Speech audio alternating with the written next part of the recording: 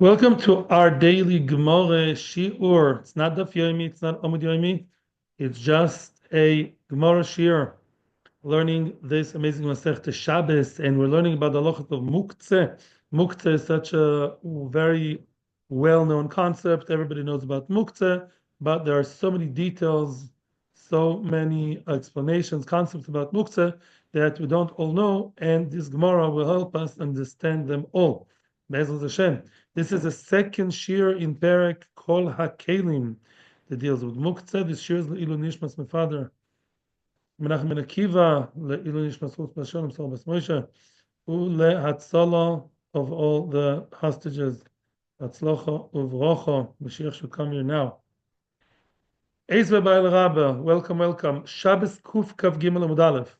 We said yesterday in the previous shir that according to Rabba, and by the way, this is halacha, Rabbi says that kli shemalachti leisu, that kind of muktzeh, which is a kli, it's a vessel, it's a utensil, something usable, but normally used and designated for iser. For example, a hammer. You're allowed to use it for tzorech gufoy, which means, let's say you're stuck without a nutcracker, and now you want to crack nuts on Shabbos, which is fine as long as you do it close enough to the meal. Then you're allowed to take a hammer and crack the nuts with a hammer. Because that kind of muktzeh is relatively a light kind of muktzeh, it's more lenient as opposed to a stone you can never take for anything, because stone is not a kli, unless you designated it, but otherwise no. So now, Eisve Abai Rabba. Rabba will be challenged here twice, at least, by his Talmid Abaye. Kuf Kav Gimel Amud Aleph, second line of the page. Eisve Abai Rabba. Meducha. Meducha basically is a crushing utensil, what's called pestle and mortar. Yeah, which means you have some kind of bowl, and then you have that stick, you have like a baseball bat kind of thing, and you crush things inside of it. Im yesh bashum metaltalin oiso. If there's garlic in it, you're allowed to carry it while the garlic is in it. V'imlav en metaltalin oiso. What does that mean? That meducha is meant for crushing garlic. Okay, so crushing garlic is also in Shabbos. It's meleches toichen, as Rashi says, grinding. It's a derivative of grinding. So the kli, which is primarily used for grinding, for crushing, is muktzeh, as we call it. It's like a pen for writing, is a meducha for crushing and grinding. It's also. However, now we say that it's normally usher to carry it and move it from place to place. Let's say you want to sit on it. Some of them are very big. Can I turn it upside down and sit on it? No. The only time I'm allowed to use it is only if the garlic is inside of it. If it's used at the moment as a storage place for the garlic, as a container for the garlic, then I can use it, otherwise no. So what's going on over here? Let's first get to the main part of the question. The question against Rabbah is quite clear. Why? Rabbah is telling us that klish malachto leisu, and that meducha, that pounding business is malachto leisu. Rabbi will tell you that you are allowed to use it letzorech gufay. Let's say I want to sit on it. Sitting is allowed in Shabbos. So why can't I take something that's klishim lachtoleisu, turn it upside down and sit on it? You, Rabbi, told me that it is allowed. That's how you explained our Mishnah. And yet we see here from what we say over here from the Braisa that it's not allowed. Now, one side question is, if it's so clear that the meducha as muktzeh can't be moved, why is it okay to move it if the garlic is inside? What difference does that make? Here we have Mechlokes Rishonim. Rashi says that basically it's secondary to the shum. See, Rashi says agav shum, very big chiddush. Rashi says that even muktzeh you're not allowed to move if there's non-muktzeh sitting on it, then you can move it. Big chiddush. Kilu it's tofel to the shum. That's not the halacha. We only say it by mace. By mace, we say if there's a dead body, you're allowed to move the dead body with a kikar tinoik. Put something important on the mace, such as the baby or a loaf of bread, then you can move the dead body, because dead body, because of respect to the dead. The most Rishonim, Ramban, Rashba, and many others I saw now, when they prepared the shir, they say no. They say the only reason you're allowed to schlep that meducha, even though it's muktzeh, when the shum is inside, because right now it's being used for a mutter use. If right now, as I'm taking it, it's not being used as a pounding thing. It's used as a storage thing. Then you're allowed to move it. That's why you're allowed to move a pot while the food is inside. Ever occur to you? Pots are muktzeh because they're meant for cooking. But as long as the food is inside, it's now changing. It's wearing a different hat. It's right now being used for heter. That's why we're allowed to use it. That's not the main point here. The main point is a question. Why is it forbidden to use that meducha? Why can't they move it l'toirech gufoi in order to make a muter permitted use out of it? Omerle answers Rabbah to his Talmid Abaye, Homani Rab Nechemia. Don't ask me from this brisa. This brisa is a brisa that was authored by Rab Nechemia. What did Rab Nechemia say? The Omar en klinital elatzorch tashmishoy.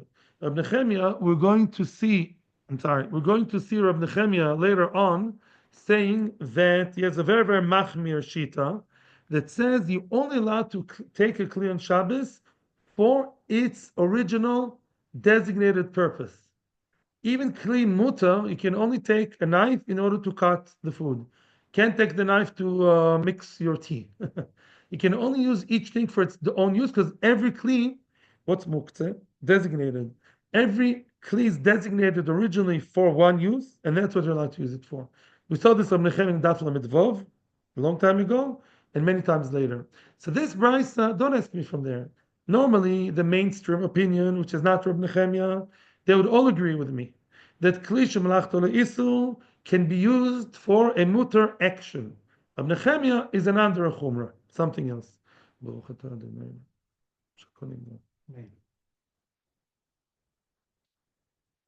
Eseve, another question on Rabbah. Let's keep, I would, yes, read the round brackets, although I usually don't. Let's read the round parentheses, the brackets. Besham אומרים, אין נויט לי נסעול אילי לקצב olav bosor b'sil matirin. It's Yom Tov. We're talking about Yom Tov, not Shabbos. On Yom Tov, you're allowed to shecht animals, and you're allowed to cut them, of course, to cut, not the animal, the meat. You're allowed to cut meat on Yom Tov. And the question is, are you allowed to take Eli? Eli is something which is used, again, for, it's like the machteshes. Eli is what you crush. Eli is like a crushing tool, which is usually muktzeh. It's melachto le'isu. There's a question whether you're allowed to take the Eli in order to use it as a chopping board for the meat. So Beit Shammai say no, Basila say yes. I want to chop the meat on Shabbos, on Yom Tov, on Yom Tov, Basila say go ahead and do it. The Shovin, even Basila agree, Shovin, they both agree, even Basila, Shem Kitzav Olav Basar, Shosel Etalteloi. Once you use it once for cutting the meat, you can't put it back to its place. You're not allowed to now start moving it around. In other words, look what's going on over here. We allow, as a one-off thing, because of Simchas Yom Tov, Oinig Yom Tov, to take the forbidden kli just for the use of Yom Tov, like you're allowed to do Mamash Melochas for Oichel Nefesh. Once I'm done with my Oichel Nefesh special dispensation, special heter, I can't take that kli anymore, that meducha, that big crushing thing. Imagine like a big baseball bat, yeah? Can you do the crushing? We're not there now. I'm sorry. We're Daf Kuf Gavil Amud, okay? So we'll discuss it later. Okay? V'shavin shimkotzav levosol she'osu letaltelan. You're not allowed to carry them on Yom Tov. Why not? L'choira. If you're telling me, Rabbah, the klish melachto isu, I'm allowed to use it for something else. Why not? Let me now use it in order to, I don't know, do something else. Scratch my back. Why it's also letaltel? Now something interesting is happening. We're about to be introduced to a whole new type of muktzeh. Sova lishnui leik Rab Nechemia. Rabbah thought already, the wheels in his mind were working and saying, let's try to connect this brisa to Rab Nechemia. It's a mission, actually. Maybe this mission is Rab Nechemia. Rab Nechemia, he's the far extreme to the right. Rab Nechemia holds Avada. Now, Rab Nechemia says what? Everything is awesome. You're only allowed to use each kli for its designated purpose. So, of course, kli shemelachto le'isu you can't use for anything else, because the only thing that it's meant for is isu. But our Mishnah says, Rabbah says kli for isur can be used for heter. So Rabbah thought of saying the same thing, but then an idea came to his mind of Rabbah. Kevin the Shomo, once Rabbah heard, Rabbah heard Rav China the Bar Shlamya quoting Rav as saying, what did Rav say? I told you we're about to encounter a new type of Muktzeh. Hakol Moidim, everyone agrees. Rabbanon, even Rabbanon who argue with Rav Nechemia, everyone agrees. Rashi says, everyone agrees. Besichi, Zairi, Umezoiri, the Kem, the Kapid Alayu, Meachad Leumakoim, Achina Meachad Leumakoim, which means, Sichi, Zairi, Umezoiri are either important, expensive working tools of either painters or weavers, but it doesn't really matter. I mean, maybe it matters in certain things, but the point is these are clay avoider. These are working tools that you don't let anybody else get near there. You designate special place for them because they're very sensitive. You care about them more than other kalim. Yeah, everybody knows that's daddy's tools. Nobody touches that. And you meyachad lo. Yeah, they're either expensive or very sensitive. In other words, if you get them bent, then you lost your job. Yeah, you can't have them bent or smell bad. We're going to discuss it. That's called what? That's the first part of Shulchan Aruch when it comes to Muktzeh. Yeah, in Shin Ches. That is called, you know its name? Muktzeh machmas chesron kis. So when you have a keli which you set aside because nobody's supposed to touch it because it's expensive or sensitive, such a kli, everyone agrees is muktzeh, and you're not allowed to use it for tzorech gufoi. That's it. Achinami here too. When it comes to the Eli, because Eli is something that you crush and you pound, you want it to stay very much intact and without one scratch on it. Mimela, you set aside a place for it, and it's considered as muktzeh, as a super duper muktzeh, and you can't even use it for tzorech gufoi, for other purposes. On top of that, now we're going to have a question. If you remember, the Mishnah spoke about kurnas. Kurnas, a hammer. We said you're allowed to use a hammer for cracking the nuts, and that's okay. Now comes the question. When you think of a hammer, you think of something that's not exactly super clean, from the pharmacy. Hammer, you bang your nails with it, you throw it to the end of your, right, machsan. Well, apparently, there are all types of hammers. Some hammers are used, dafka, for very delicate and very refined jobs. Look at the following examples. Itmar, Rab Chia bar Abba Omer Rabbi Yochanan, Kurnas shel Zehovim Shaninu. When the Mishnah told us that you are allowed to use the kurnas to crack the nuts, it even spoke about kurnas shel Zehovim, goldsmith. The goldsmiths, they have a very nice, good kurnas, a hammer to bang on the gold, and they obviously wanted to stay very straight because you're dealing with very refined, expensive metals. So I would have thought maybe that's considered, muktzeh chesron kis. Says Rab Chia bar Abba b'shem Rabbi Yochanan, no. Even though kurnas shel Zehovim is expensive and dear and this, people are not so makpid on it to set it aside. Why? Because even if it gets bent, you can quite easily straighten it again. So it's quite, remediable. So it's not a problem, and it's just below the standard of chesron kis, and it's regular kli shemalachto le'isu.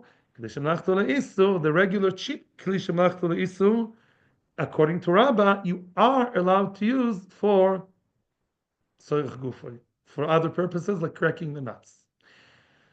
One more opinion, going further. Rav Shemen bar Abba Omar, kurnas shel basomim shaninu. Our Mishnah even spoke about kurnas shel basomim. Basomim are perfume makers, perfume dealers. They have they have a hammer to crush the perfumes, all the nice, good aromatic herbs, and they are very careful because that hammer is supposed to always smell very good. Yeah, if you use it to crack your, I don't know, whatever that is, your nuts or your chvesnish, whatever that is, your doll's head, it's not going to smell as nice. But they say no. Nevertheless, it's not so. There's not such great akpada. It's still considered as something, normal enough, and not such a kpada, and you can use it as klish malachto lisur for maleches heter. Now the Gemara is going to compare the one of the goldsmith to the one of the perfume makers, and we're going to see what the halacha says. Man de omar de besomim kol sheken de zahovim. Let me just explain one thing, and then you'll be able to get the whole idea. The one of the basomim, not psomim, basomim, the one that belongs to the perfume makers, they're super extra careful because smell is hard to get rid of. You're cracking, you're pounding on the good smelling herbs. If a bit of a bad smell comes in, you lost the whole idea. So the one of the basomim is more on the side of Muktzeh machmas chesron kis, more than the one of the goldsmith. So whoever thinks besomim is still considered as regular kli, in spite of the super delicacy of it, kol sheken, all the more so the one of the goldsmith. Because I told you, the one of the goldsmith can be quite easily be fixed by just banging it again. But madam shel zahavim, aval besomim kapidalayu. But the one who says that our Mishnah said that the kurnas, the hammer, that can be used for other things like cracking the nuts, would say zahovim, the one of the zahovim is not super duper expensive sensitive, it's still okay, it's still considered regular melachto leisu. Aval besomim, that opinion would say the one belonging to the perfume has to smell super duper like French perfume, special thing. That is something that's already in the box of machmas chesron kis, and you're not allowed to use it for anything on Shabbos. Just leave it aside. Nothing. Can't do anything with it. And I checked the Shulchan Aruch, and that's the halacha. According to Shulchan Aruch, the one of the zahavim is still considered as regular klish malachto leisu. The one of the basamim already switched sides to be considered muktzeh machmas chesron kis. So far, my friends, we have met in this Masechta. I can't say the whole Masechta. I can't say I remember everything we learned, but so far we know 3 types of Muktzeh. Sticks and stones, or excuse the example, dead bodies are what? Garnished. Mamash machmas gufoy. Muktzeh machmas guf. It's not a kli. What can you do with it? Nothing. Kli shemalachto leisu is what? Hammer, scissors, pen, pencil, regular kelim. You're not so akpid. And what about them? You are not allowed to use them on Shabbos for their own purpose, of course, but you are allowed to use them in order to do what? To use them for another purpose. There are other things you can do with them. We'll discuss it later. You're allowed to take the pencil and scratch your back with a pencil if there's nothing else to scratch your back with, yeah? Now, what about the third type, we just discussed now? That is Muktzeh machmas chesron kis. Machmas chesron kis is something, by the way, if you noticed, all the chesron kisses that we saw here are kelim shav isser and chesron kis, right? They're meant for forbidden use and chesron kis. There's discussion in the Meforshim about it. These things are kalim for melocha, and they're super. They're meant to be kept in the cupboard. Nobody touches them. Nobody uses them except for the craftsman himself. However, the Achronim today say that other expensive things are also muktzeh, even if they're not klish malachto leisu. Let's say I saw B'Shlomo Zalman. I saw when I looked at the Mishnah Brura with our goys of Dirshu.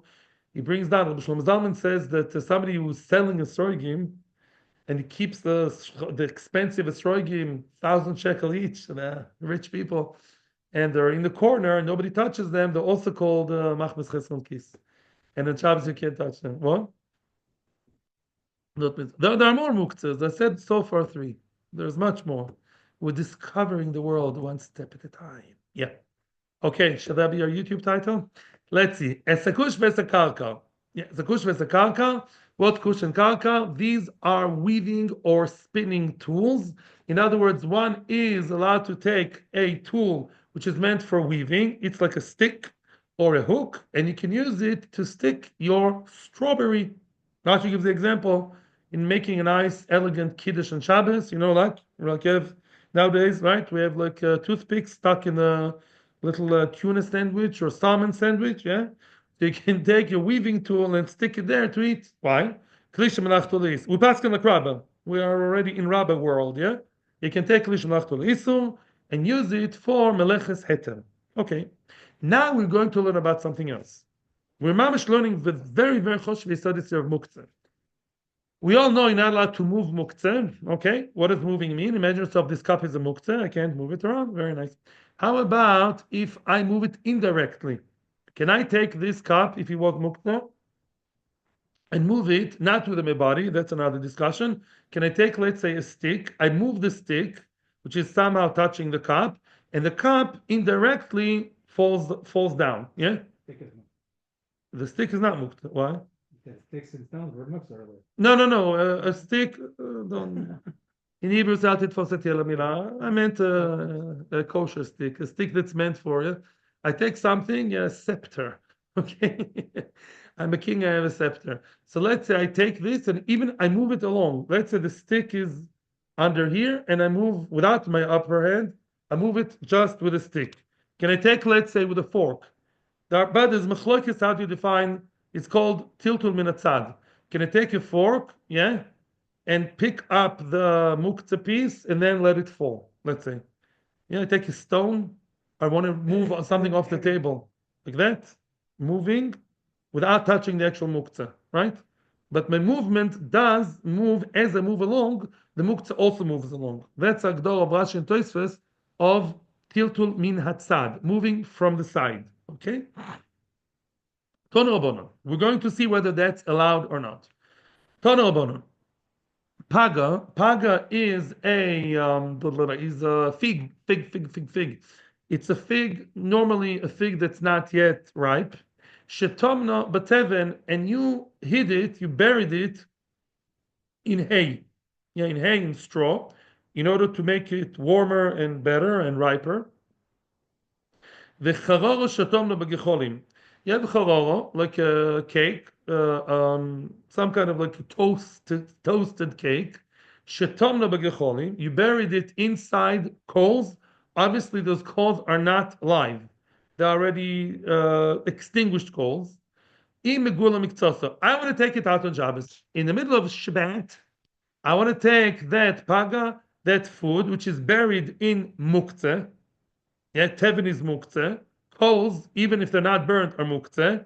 I want to get what's inside, all covered by muktzeh. Is there hope? Is there a solution? Says Tanakama, well, if a little bit of the food is sticking out, you're allowed to take it out.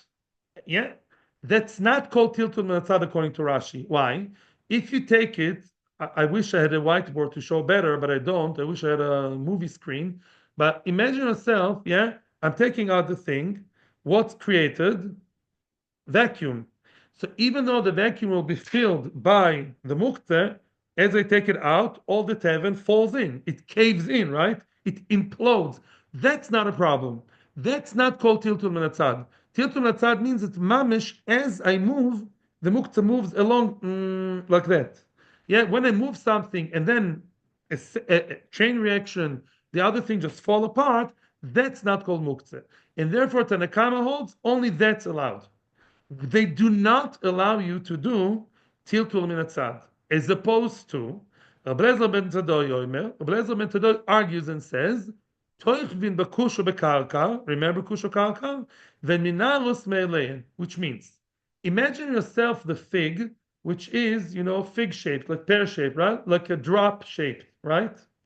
As I move it, he says like this, even if it's buried with teven, it's really buried inside completely. And I take a stick, that's a stick, and I pick it up with a stick. What happens as I move up the fig? Then the teven is also moving up. It's mamish moving up with my motion. I'm not touching the teven, but I'm mamish moving it like an elevator, right? I'm sticking it in the fig. The fig is now slowly raised, and together with the fig, what else is raised on top of it? The bit of teven that's on top, and it's muktzeh, and that's allowed. That's according to Rashi and Tosfos, that's called tiltul min hatzad, and it's allowed. And that's halacha. Do what you want. I'm saying ask your rabbi, but the halacha is only for litzorch dover amutar. Tiltul min hatzad is allowed only if you do it for the mutar thing. Here, my aim, my goal is the fig, which is mutar. Amar of Nachman, Aloha keblezer ben tadoi. Yes. Aloha is a keblezer ben tadoi, which said what? Tiltul min atzad. I'm moving something, and even though my motion moves the muktzeh as I go along, then it's okay. Are you allowed to move muktzeh stuff with a knife from the table? According to this, yes.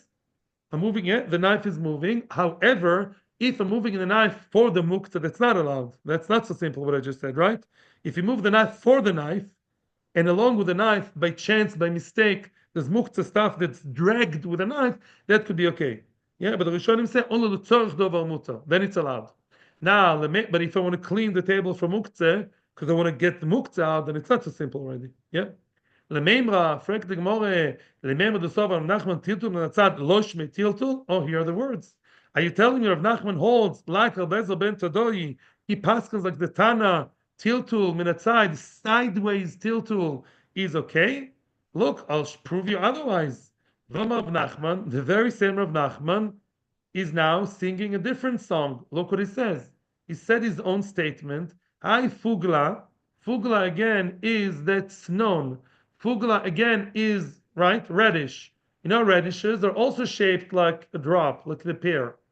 Milamala lamata shari, mimata lamala. Also, let's say you have a fugla which you hid in the ground. I just want to make sure you all understand, like in Tosfos, that he didn't plant it there. Fugla is radish, horseradish. Tznon. You take a tznon. So now, you want to take the tznon out of the ground. Milamala lamata shari. Look at that. Look at my hands. If the fugla is this way, the wide part is on top, and it's sticking out, no problem. Why? I'm taking out the fugla. If the heart is ground, I just have a hole left, and it's not called choifer. It was there all the time. Worst comes to worst, it's going to collapse, and that's not a problem. I mimata lamala also. Let's have the fugla, and the bit is sticking out. Now it's the other way, this way. Yeah, the narrow part is on top, and I take the narrow part, mamish like before, and I pick it up. I only touch the pugla, not the earth, but the earth is being picked up and then falls. So if I pick up the earth together with the pugla, and then it falls afterwards, but after my motion was the muktzeh motion, that's not allowed. So you see the Rav Nachman holds that Tiltul Natzad is forbidden. So will the real Rav Nachman step up, please? Answers the Gemara, Hoda be Rav Nachman me'ahi. Rav Nachman regretted and changed his mind regarding the other statement, which means the real Rav Nachman is the one who holds, and Tosfos says that it's proven from other places in the Masechta, which we'll see later. Yeah, Daf Kuf Mem Aleph. We'll get there, I promise, Be'ezus Hashem. L'maaseh, what we're saying now is as follows. Aloche. Ze aloche. Says Rav Nachman, which seems to be the aloche because that's the concluding line of the Gemara. Rav Nachman is voting for the Das Yochid. Wow. Aval Bezer ben Tadoi. That says that tiltul min atzad, letzorch dovar mutar is allowed. Yeah, I can stick, the stick inside the muktzeh. Yeah, no, inside the non-muktzeh, inside the good piece, because I want the good piece. I want the stuff buried in the ground. As you stick the long stick, but as you pick up the stick, muktzeh is also being picked up. Who cares? I mean, I would say, who cares? There are those who forbid it, but we allow it, says Rav Nachman. Again, I hope my examples are not wrong. I'm always scared to say Aloch Lamaisa, but this is the concept which applies to Aloch. Tiltul Matzad, for example, let's say your jacket is hanging on a Dvar Muktzeh, not trees. Trees not allowed. Trees are a more chomer thing. Let's say you have some kind of Muktzeh item that's dangling. Yeah, let's assume that chandelier is Muktzeh. Yeah, nivreshet. And your jacket is on the chandeliers, and you take your jacket, the chandelier moves around. Yeah, so that's l'chorah fine, because I'm taking the jacket, and the movement is happening as a secondary thing. I'm giving an example. Even worse than that, if the movement is direct, it's okay. Weiter.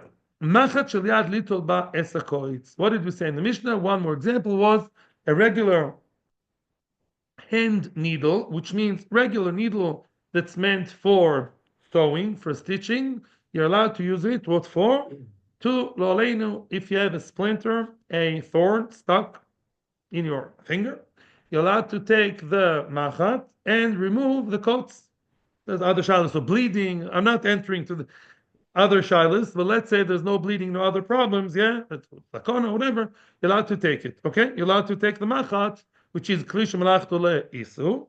and use it for meleches heter, which is to elegantly siphon out the koitz. Now we all know, obviously, I know it's not a chidush, we just have to have a picture in our minds of a machat. And what's a machat? We all know that every machat has to have two parts.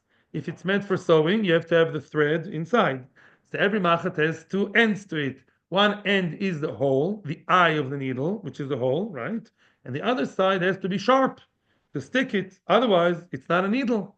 So it has to have these two components to enter the needle's club. Otherwise, it's not a needle. Okay, so far so good. I didn't say anything new. Now let's see. Machat Shilai Dut Batzchot. Tolach leRov Bebrei Rabba leRav Yosef. Rav, the son of Rabba, asked Rav Yosef the following question: Lamdenu Rabbeinu, a rabbi should teach us. Machat Shnital Chororo Oy Uktzah Mahu. What will be the halacha regarding Muktzeh if the machat has the chor, which means the hole, the eye was broken, it's not there, it's taken away, Oy Uktzah, or the sharp part was taken away. Mahu. What's the halacha? Is it still called a machat? Yeah, and it's not muktzeh, or do we say that because it's lost its functionality, it's not a kli anymore? It became like sticks and stones, and therefore you can't use it at all. That's a shayla. Omerle, you have to remember this Rav Yosef because that opinion will stand against many others. This is the Rav Yosef manifesto. Omerle, Tnisua, look, we learned in the Mishnah. Machat shel yad litol ba'esakoitz. You're allowed to take the regular needle in order to take out the thorn. So you see the which important part is it? The thorn, the sharp part. Even without that, no, not true, not true. You're allowed to take muktzah also to open a door or to crack the nut. You can live without eating the nuts. No, it doesn't have to be shasad chak, terrible. No, any use, yeah, that's mutter. You're allowed to take the isser for that. Now the main point we're trying to get now is v'chima ichpes lelekoitz ben nekuva ben shena nekuva. Interesting lesson.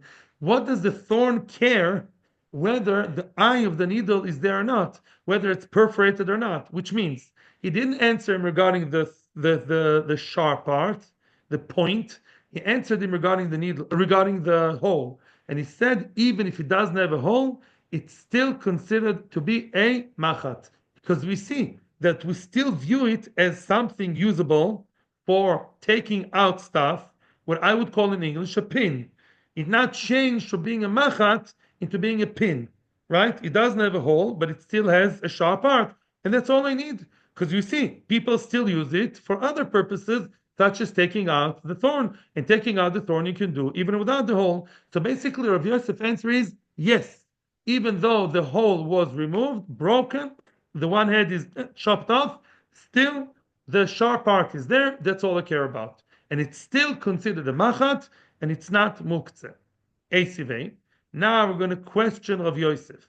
Before Shemishna in Maseches Kelim, Perek Yud Gimel, I think, machat shenital chororo oy uktzah tehoiro. You have a machat. Listen to this. Both either the hole, or the point were removed. It is tehoiro. What does it mean? Maseches Kelim doesn't talk about muktzeh. It talks about tumah v'tara. And we all know that muktzeh and tumah v'tara are closely connected. Why? Once something is not a kli, it's not muktzeh. And once something is not a kli anymore, it's tahor. Things that are not kelim, tumah doesn't apply to them. And look, it says over there that once the machat lost the hole or the pin or the point, both cases, it's not a kli anymore. So you see against Rav Yosef, you see that once the hole is not there, it's broken, it's tar. You don't have to take it to mikveh. That's it. Tuma doesn't apply to it because it's not a kli. If it's not a kli for tuma, it's probably not a kli for muktzeh either, and it's not a kli anymore. Against what Rav Yosef said. Omar Abaye says the famous line. He says it a few times. Tuma Shabbos karamis. Are you comparing tuma to Shabbos? It's not the same. It gives you a very good reason why. Why? Don't compare the two. Tuma klei maise ba'inan, and you don't have that. Inyan Shabbos, bididchazi ba'inan, v'anamichazi neshkol bakotz. Let me explain. Tuma is not up to your balabatish mind. Tuma is up to what the Torah decided. At Tuma, Kli Maisa means the original use of the Kli, right? So even though you may be very smart and thrifty and into recycling, and you keep everything you have, and you now have the machat, the hole is broken. You say, okay, darling, let's use it as a pin, right, for the thorns. That's very nice. But for tuma, the Torah says kli maisa. It's a posuk in the Torah. Maisa means the original maisa. Once the original mice is not there anymore, goodbye, then it's not a kli anymore. But for Shabbos, it is your own Bilbat Yishamayim. Muktzeh is to do with what I set aside, how I view my home kelim. And since I view that machat as something different, but Lamaisa, I still use it as a pin, I still use it as something sharp to take out stuff, then it's good. Then it's still considered lemishkal abakoitz, and therefore it should still be considered. Therefore, Rabbi Yosef is right. We are now moving back to Rabbi Yosef. It's still considered to be a kli, even if that kli is a different kli than the original use. Omar Rove. Rove again is going against Rabbi Yosef and says, no, man de kamoisiv, shapir kamoisiv. The one who asked from Tuma V'Taira to Muktzeh is asking a good question. And he says, Medil inyan Tuma lav monahu, linyan Shabbos nami lav monahu. We're going to explain why later. Rabbi says it's the same standard. Same thing. Just like for Tuma, a needle that lost its crown, lost its hole, is not a needle anymore. So too for Shabbos, we assume it's not a kli anymore, even though you may have the smarty pen to want to now use it and wants to use it as just the sharp part to take out the thorn. We don't consider it as a kli anymore. That's it. That's what Rava says against Rav Yosef. So right now we have two camps: Rav Yosef against Rava. Rav Yosef says even when it lost the hole, it's considered still as a kli. Rava said no, it lost the hole, it's not a kli anymore. Meisivi. Now we're going to challenge, or we're going to ask on Rava. We're going to attack Rava now. It says in the Braisa, Machat bein nekuva bein she'ena nekuva mutal tatal b'Shabbos. Listen to this. Meforish, do you see?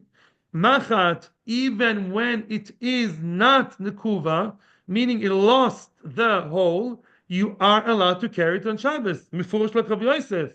Wow. The only time when we care about nekuva or not is for Tuma. Mefurish, like Rav Yosef and Abaye, who supported him. They separate between Shabbos and Tuma. They say for Tuma, leave Tuma alone. For Shabbos, if it's broken, and I would still use it for something else, it's still called a kli. Yeah? It says, mutar l'taltalo. Now, unbelievable. Tirgam Abaye, we're going to finish here. Tirgam Abaye liba derove. Abaye is now, although he's in the Rav Yosef camp, he's now explaining it according to Rava. Abaye is giving an answer to help Rava's opinion. The Goyal Yaskinan, whole different story. We thought up until now that when we talk in that brisa over there, Machat Nekuva or not Nekuva, we're talking about a Machat that was a regular Machat with a hole, and now it is what? Now it's broken. No, that's not the case. The machat over there without the hole is a golem. What's a golem? Unmade yet. It's not yet finished. It's a raw version of the final product that was not yet perforated. He will make the hole later on Tuesday. Not now. Now it's Shabbos. Why is that called a kli? Zimnin, sometimes the mim lachalayu umashvilu umono. The reason why a machat that doesn't yet have a hole is a kli, because the guy may say, listen, wait, who said I have to dafka make a hole and use it for stitching? Let's leave it as it is in order to take out the thorns or stick things, I don't know, stam. And therefore over there it's always called a kli when it's not yet machat. But when you have a machat that had its days of glory, it was a good machat, and now the hole or the thorn or the point were taken, but the mazokal ben gutois, such a thing, a person would normally throw it in the garbage. He throws it amongst all the leftovers, all the bad stuff, and it's not a kli anymore. And that's what we paskin. To a paskin now, really, what? We paskin against Rav Yosef. We paskin that a machat that oik that hole, and definitely if the point where crack are not there anymore, not a kli anymore. You have the occasional guy who wants to recycle and use it for another purpose. We don't look at that. Yeah, we don't care about that because most people would throw it in the garbage. Would buy a new one made in China. Buy a new one. Atzlocho brocho, like today, we buy a new one all the time. Buy a new one. And umachat, what we discussed all the time. Thank you to all the kids in Shiva Reishis.